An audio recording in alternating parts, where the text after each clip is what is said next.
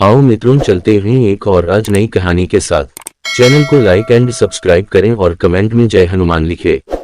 महाभारत में कई महत्वपूर्ण युद्ध हुए जो कौरवों और पांडवों के बीच के संघर्ष को दर्शाते हैं।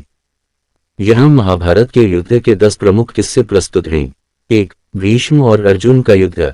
महाभारत के युद्ध के पहले 10 दिनों तक भीष्म सेनापति थे। भीष्म और अर्जुन के बीच हुए संघर्ष में भीष्म ने अर्जुन को बाणों से पूरी तरह से ढक दिया, लेकिन अर्जुन ने भगवान कृष्ण की सहायता से उन्हें घायल कर दिया। अंत में शिखंडी के कारण भीष्म परास्त हुए और बाणों की शैया पर लेट गए। 2. अभिमन्यु वध। महाभारत युद्ध के दौरान कौरवों ने चक्रव्यूह की रचना की। अभिमन्यु चक्रव्यूह में प्रवेश करने में सक्षम था, लेकिन बाहर निकलने का तरीका नहीं जानता था। कौरवों ने सामूहिक रूप से उस पर हमला किया और अभिमन्यु का वध किया गया, जो महाभारत के सबसे हडेविडा युद्धों में से एक है। 3. द्रोणाचार्य और द्रुपद का युद्ध। महाभारत के युद्ध में द्रोणाचार्य को पांडवों से बदला लेने की इच्छा थी। द्रोण ने अपनी सेना का नेतृत्व किया और भीषण युद्ध लड़ा। उन्हें पांडवों द्वारा परास्त करने की योजना बनाई गई थी, जिसमें झूठे संदेश द्वारा उनका मनोबल तोड़ा गया और अंततः धृष्टद्युम्न द्वारा उनका वध किया गया।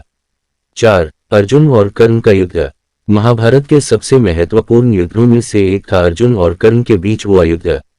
कर्ण ने अपनी श्रेष्ठ तीरंदाजी का प्रदर्शन किया, लेकिन जब कर्ण का रथ कीचड़ में फंसा, अर्जुन ने भगवान कृष्ण के आदेश पर कर्ण का वध किया। 5. भीम और दुर्योधन का गदा युद्ध।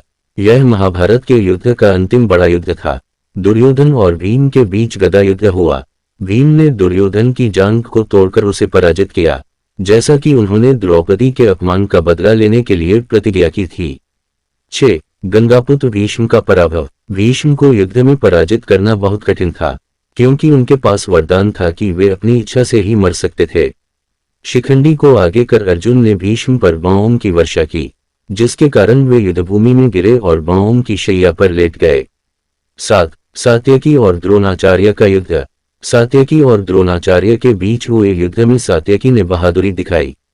उन्होंने कौरवों के कई प्रमुख योद्धाओं को पराजित किया, लेकिन युद्ध के दौरान द्रोणाचार्य के हाथों से बच निकलने में सफल रहे। 8. भीम और दुशासन का युद्ध। दुशासन ने द्रौपदी का चिरहरण किया था, जिसे भीम ने अपने मन में रखा था। युद्ध के दौरान भीम ने दुशासन को मारकर उसकी छाती का खून पीने की प्रतिज्ञा पूरी की। 9. गठबंधन सेनाओं का युद्ध। महाभारत के युद्ध में कई बाहरी राजाओं और सेनाओं ने भी भाग लिया। इनमें शल्य, शकुनी, जयद्रथ आदि की सेनाएं शामिल थीं। जयद्रथ का वध अर्जुन ने किया, जबकि शल्य का वध युधिष्ठिर ने किया। 10. अश्वत्थामा का नरसंहार। महाभारत युद्ध के अंत में, जब कौरव पक्ष लगभग नष्ट हो चुका था, अश्वत्थामा ने पांडवों के शिविर पर रात में हमला किया और द्रौपदी के 5 पुत्रों का वध किया, जिसे युद्ध के अंतिम चरण का सबसे बड़ा नरसंहार कहा जाता है। महाभारत का युद्ध न केवल शारीरिक संघर्ष था, बल्कि यह नैतिक और आध्यात्मिक द्वंद्व का प्रतीक भी है।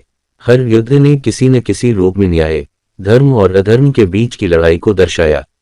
चैनल को लाइक एंड सब्सक्राइब करें। कहानी कैसी लगी कमेंट करके बताएं।